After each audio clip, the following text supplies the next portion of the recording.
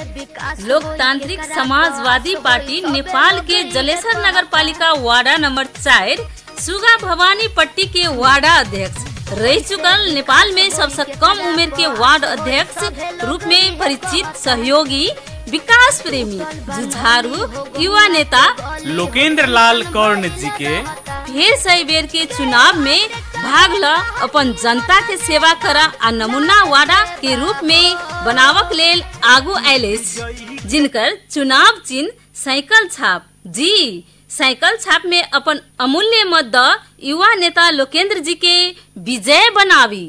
Cycle छाप जिंदाबाद जिंदाबाद जिंदाबाद। साइकिल छाप जिंदाबाद जिंदाबाद जिंदाबाद। जीतेगा भाई जीतेगा, लोकेंद्र जी जीतेगा। अब साइकिल छाप हमर छाप आके छाप, साइकिल छाप साइकिल छाप। जीतेगा भाई जीतेगा, लोकेंद्र जी जीतेगा। जीतेगा भाई जीतेगा, साइकिल छाप जीतेगा। सुखदेव मुनि के आश्रम रहल सुगा गाम बड़का वीर भूप सबके जन्म स्थल सेहो कहल जाय छै। ताई में सीडीओ प्रदेश प्रमुख नेपाल के वर्तमान अर्थ सचिव माननीय सांसद आ बहुत बड़का राजनीतिक विश्लेषक सीके लाल जी के सेहो एही गाम में जन्म भेलै।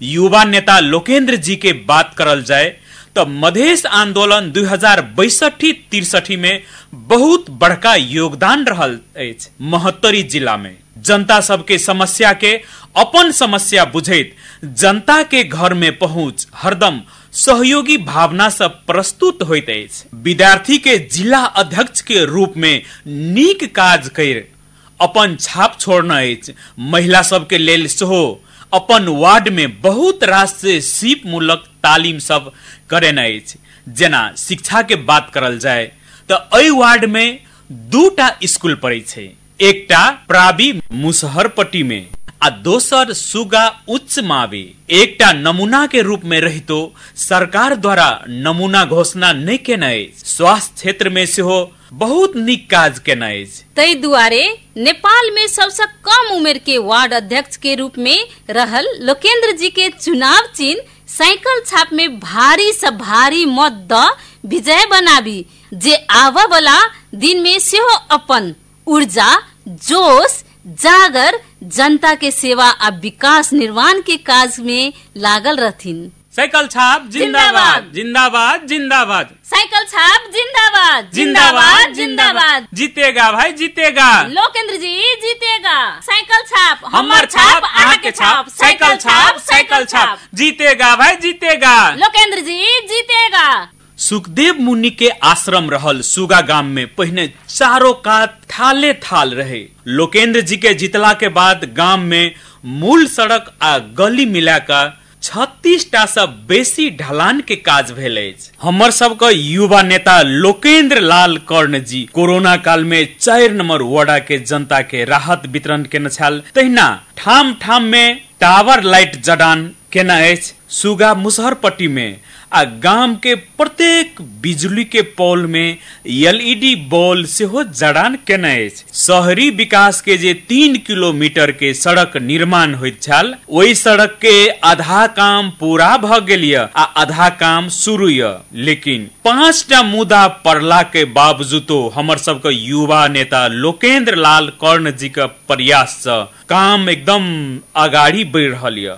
सेव द चिल्ड्रेन के सहयोग में गरीब बाल बालिका के पढ़ाई के लेल ड्रेस, कॉपी कलम, बैग आ जूता वितरण केना छल। एतबे नहीं, अभिभावक सबके रोजगारी के लेल दुकान में सामान आ जे कोई टेक्निकल रूप से ट्रेनिंग ले चाहे छले हुनका सबके लेल 20,000 नगद सेहो सहयोग करना छल। जे कैंसर पीड़ित सब रहे हुनका सबके लेल सेहो व्यक्तिगत रूप में सहयोग केना अछि। ठोस काज के बात करल जाए तो शहरी विकास से अंडरग्राउंड नाला बना पानी निकास के व्यवस्था केने अछि। 3 कोठा के स्वास्थ्य चौकी भवन निर्माण सेहो केने अछि। संतोषी माता के मंदिर के छत ढलान, रंग रोगन, ग्रिल आ प्लास्टर के काज सेहो केने छथिन। सलहेश मंदिर के बाउंड्री वॉल लगेने अछि। तहिना मुस्लिम के ईदगाह के परखाल निर्माण भेल अछि। तहिना गरीब दुखी के बेटी सबके सहयोग केने अछि। कोरोना महामारी के समय में वॉलेंटियर के रूप में सेहो बहुत काज केनाइ। सुगा गाम में सड़क निर्माण के काज में एकटा क्रांति के रूप में सेहो काज शुरुआत केनाइ। तैस अपन युवा नेता लोकेंद्र जी के अभियान आ विकास के काज आरो आगा बढ़ावक लेल सब जनता मिलकर साथ दियो जे अपनो गाम ठाम एकटा नमूना के रूप में परिचित है। साइकिल छाप जिंदाबाद, साइकिल छाप जिंदाबाद। जीतेगा भाई जीतेगा, साइकिल छाप जीतेगा, जीतेगा भाई जीतेगा। लोकेंद्र जी जीतेगा। साइकिल छाप जिंदाबाद, साइकिल छाप जिंदाबाद। जी, साइकिल छाप में मोहर लगाबी अब विकास प्रेमी जुझारू युवा नेता के भारी सब भारी मत देके विजय बनाबी। साइकिल छाप पर लगावे के बहो अपना